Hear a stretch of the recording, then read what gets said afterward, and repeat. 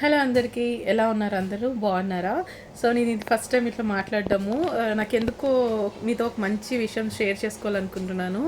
ఏంటంటే అది నా రిజల్ట్ అనమాట. నేను కొన్ని వీడియోస్లో చూపించాను. సో బీఎడ్ ఇలా చదువుతున్నాను అనేసి. సో దాని గురించి నేను చెప్పాలనుకుంటున్నా. అది థర్డ్ సెమ్ రిజల్ట్ వచ్చింది నిన్న. దాంట్లో నాకు 88% వచ్చిందనమాట.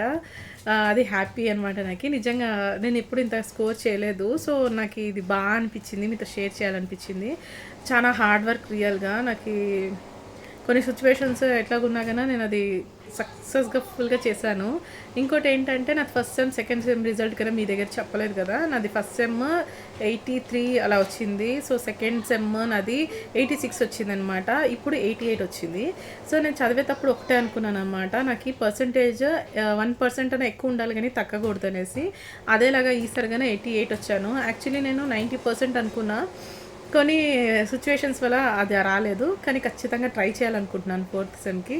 అంతేనండి. Thank you. ఏదో మీతో షేర్ చేయాలనిపించింది, చెప్పాను అంతే. బాయ్.